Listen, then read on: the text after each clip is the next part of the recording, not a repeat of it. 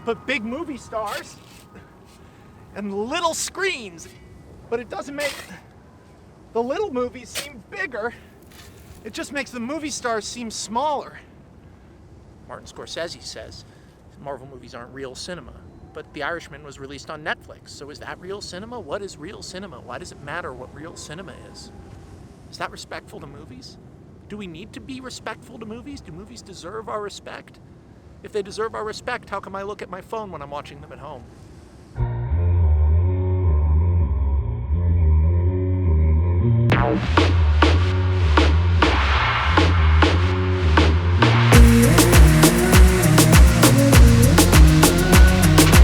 Film criticism is obsolete. When I say that, I don't mean film criticism is obsolete as an art form. As an art form, it's more vibrant and interesting than it's ever been, with the birth of the video essayist and film YouTube. But in its original conception, as a marketing tool, as a system of the industry of film to sell or denigrate a movie, film criticism is obsolete. It's been proven a couple of times that reviews can marginally affect a film's first weekend box office, but beyond that, not much. And in an era when everything is being released to streaming, what does box office even mean anymore? What do film reviews even mean anymore? In the era of social media, everyone's a critic. Who are you gonna trust? Some stranger your friends post on their page? When's the last time you read a film review from top to bottom before deciding whether or not to watch the film? You see what I mean? They're obsolete. You don't read the whole review anymore, you look at the number on Rotten Tomatoes. Except for what gives this number any more viability or validity than this number? Like, and honestly, can we be real with each other? When's the last time you went and checked Rotten Tomatoes before just throwing something on streaming? This guy's essay he wrote on Amazon, what makes this essay less important than this essay written by a guy who got paid to write it? If anything, I trust the guy who would write it for free, because he really loved Mission Impossible 2. We live in an era of collapsing bubbles. Now more than ever, we are exposed to other people's opinions, ideas, and belief systems constantly online, and we find ourselves attracted to views that mirror our own. Through this mechanism of attraction, over the last 15 years, we have entered a strange postmodern era of media where you can become famous for being a fan.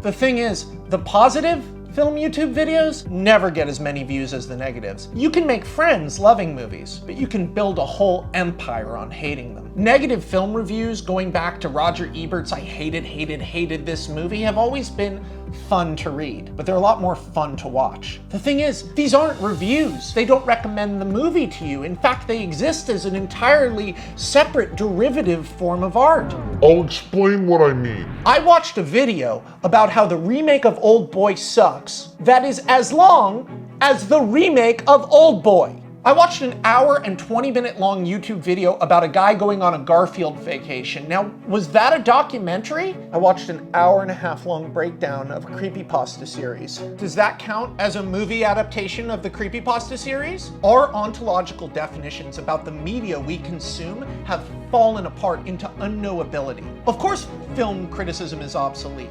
What movies are is fundamentally changing. It's been proven in studies that people enjoy movies more when watched as a group.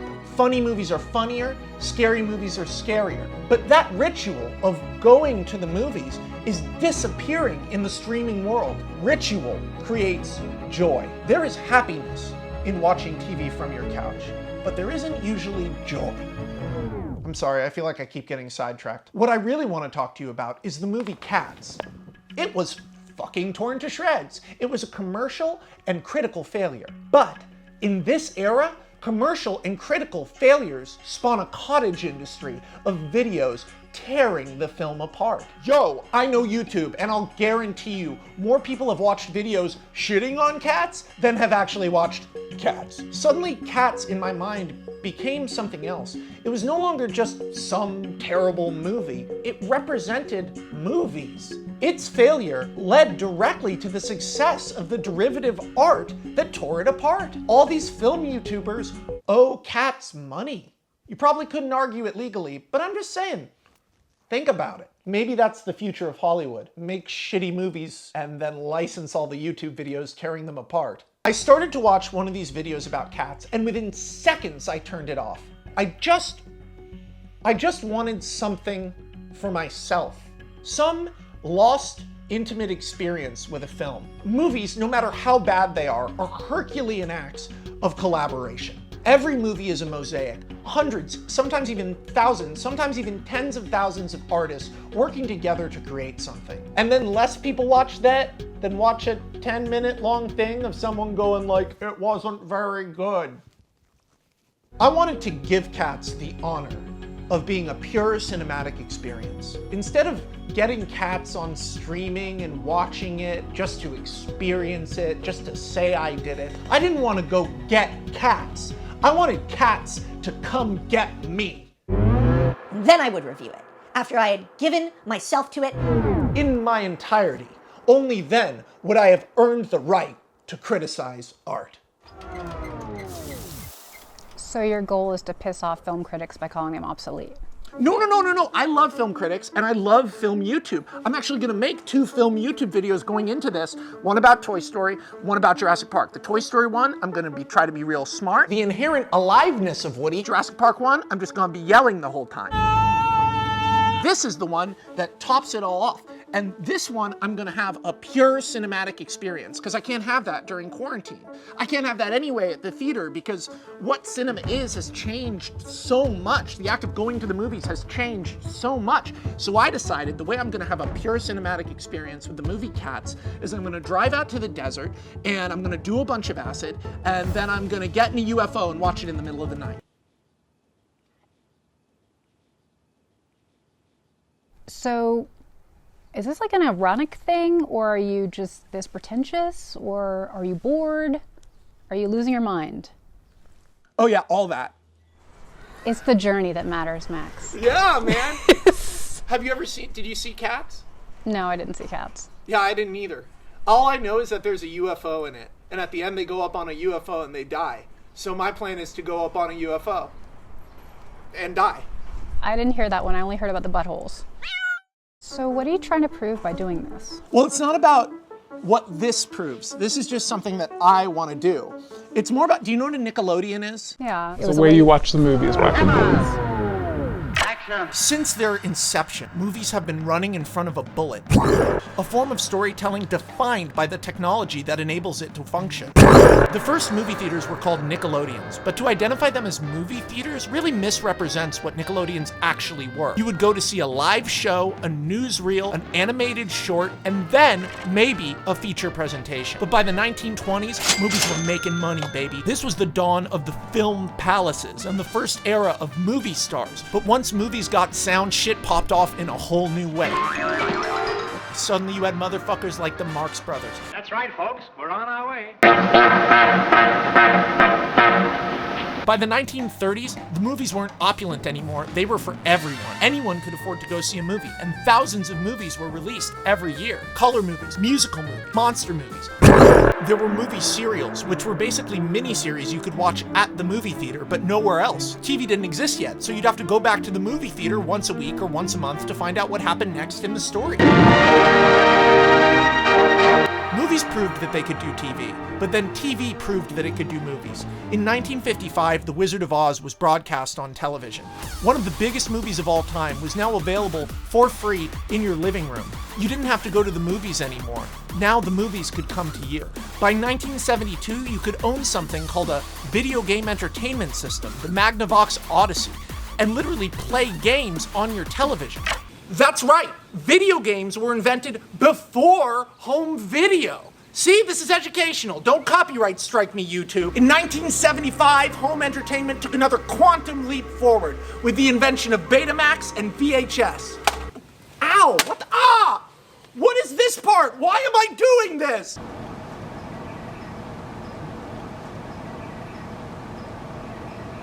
So how much acid you thinking of doing?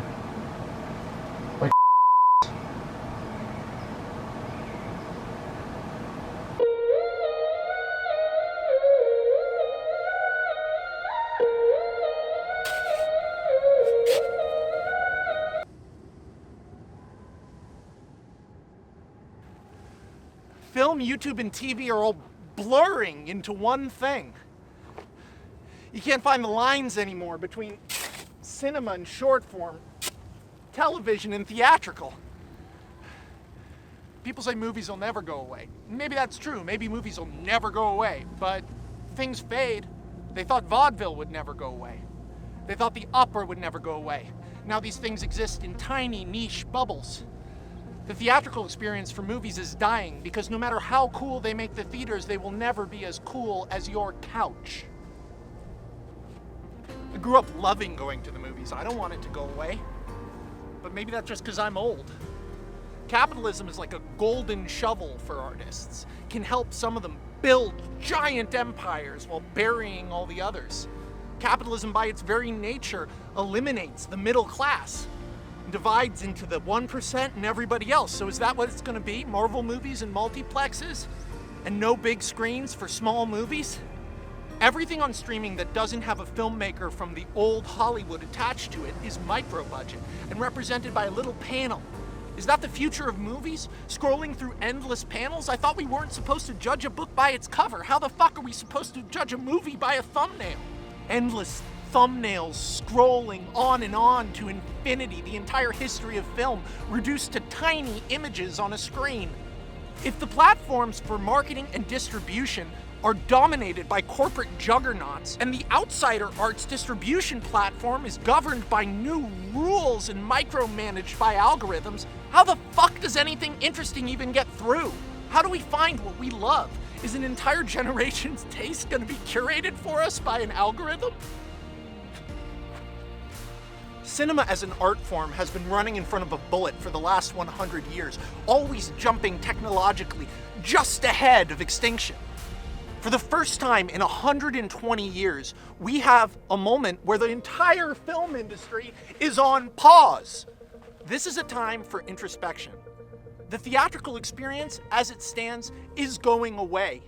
Maybe not today, maybe not tomorrow, but soon and for the rest of our lives. This video isn't meant to offer anyone any answers. I don't know the answer, I'm just a guy who likes movies. I like going to the movies. It's fun. This video is just sort of meant to be like a time capsule. Day 46 of Los Angeles quarantine. This is where the film industry was at. And I have no idea what comes next. It's kind of exciting. Okay. It's time.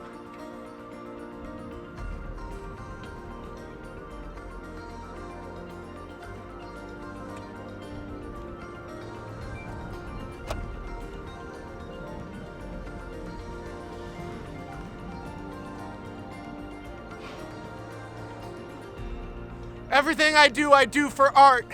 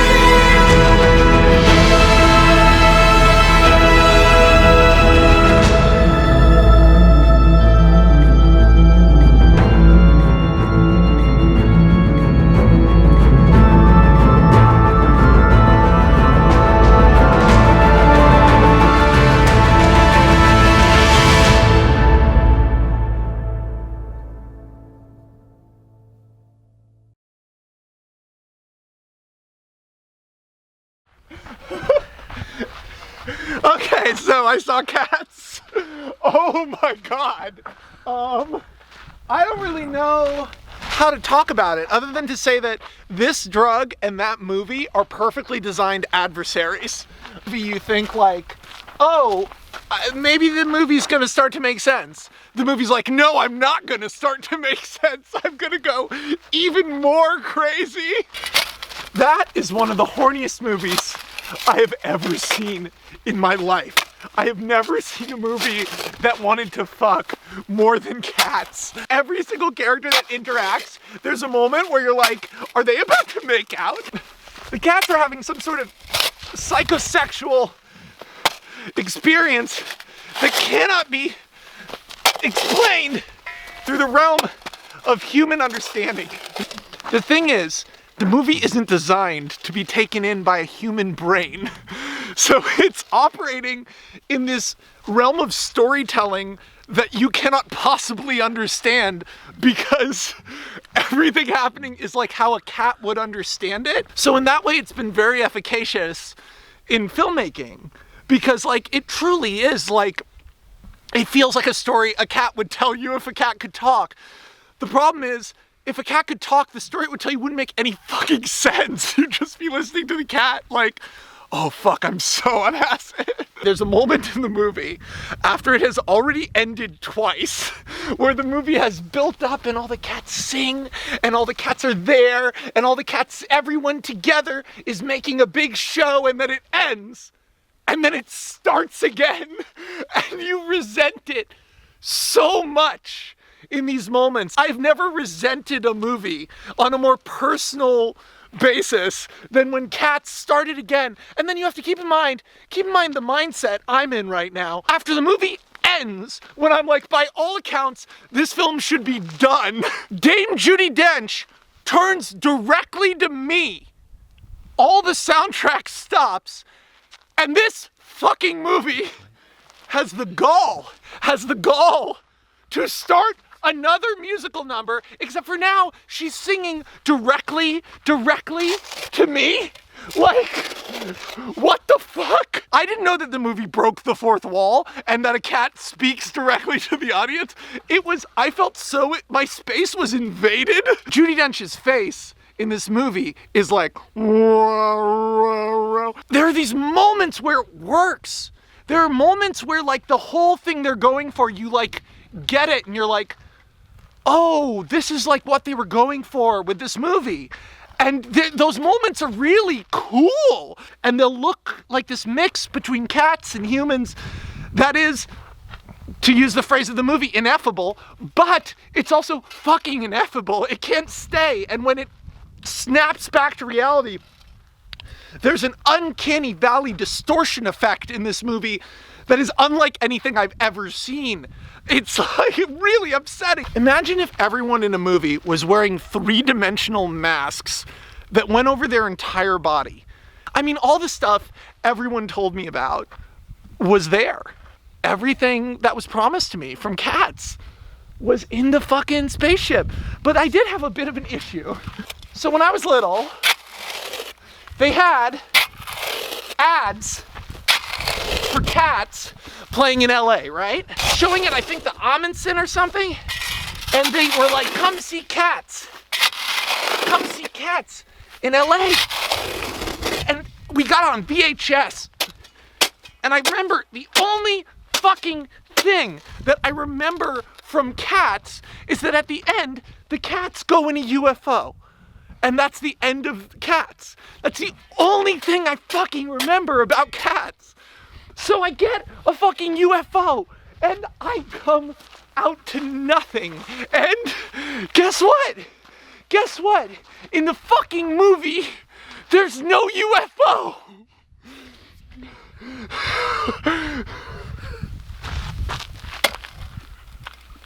Can we just make a little fire in there?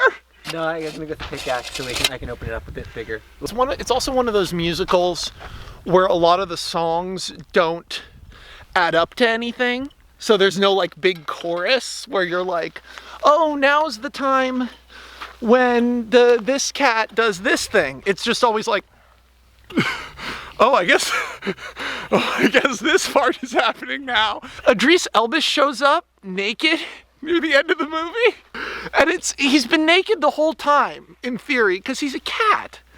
And yet the fact that he was wearing more clothes, I've heard it articulated by so many people. I've heard so many terrible reviews of this movie where they say somehow he appears to be more naked. It's true. Idris Elba during this movie becomes naked in a profound way that no human should be capable of. And it is very sexual. And also weirdly childlike and doll-like. It's so upsetting. Dude, when you're on acid and you get hit with a naked Idris Elba, I was like, stop! Don't do this to me! Andrew, you got batteries for this guy? Is he dying? It's blinking. Uh-oh. Yeah, it's blinking. It's okay, I don't think we're gonna miss anything. Every character is kind of a little kid, but they also all wanna fuck. Let's say this is another cat. None of them are ever just like this. Oh, hello, other cat. They're always like this. It feels like you're in some weird free love hippie commune that you've just like dipped into, but like the psychosexual dynamics aren't clear. So like there's a bad one, but like is he really that bad because we've all fucked him? Like that's the vibe. Hello, and welcome to the end of my Cats review video. Points, she's like a hot woman in a cat costume. At other points, you're like, it's like a CGI cat doll. And then at other points, it's this other thing that's like a mix of an Instagram filter and a half-finished visual effect, but the actress is still there behind it, so you're still like trying to get a look at her through this like maze of digital effects on her visage. There are moments where Judi Dench, you know you're looking at Judi Dench, but it's just so crazy that you're like, how am I even looking at that? Or maybe that was the acid. So do you see a future of movies like this? Oh God, I hope not. The movie I would compare it to is The Polar Express. It feels like a misstep in something that isn't ready yet. But what's weird is that it's the misstep in the same thing Polar Express was a misstep in. Where it didn't feel like they had that ready, and then it feels like this is more of that, but weird and different. Like, how did they fuck the same thing up 20 years apart? Like, you're a visual effects guy, like, why does it look like that? Because it got bounced around from studio to studio, but even more so, like, think from how far we came from Polar Express to be able to make a movie like that. No, but even when you're looking at the movie, it's like upsetting to look at. You're like, but it's whoa! It's live action, but it's CG. Is it live action? Is it CG? It's a combination of the two. It's a 99% CG movie. Satan's hands are all over this picture. Okay, let's let go to sleep. I feel like we did it. Yeah.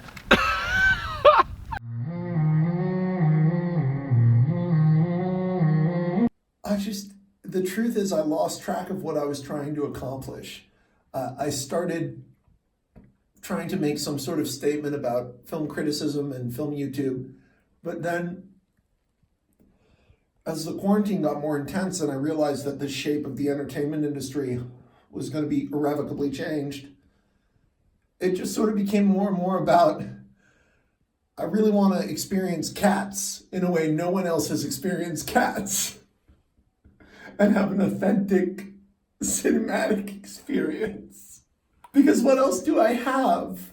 You know, what else do we have? Do we treat movies like they're garbage forever just because they're bad? I like the idea of just celebrating something so much. And maybe at the end, this video didn't have a point. And maybe that's the point. Cat sucks, by the way. It's a bad movie. I just hope it's not one of the last Movies.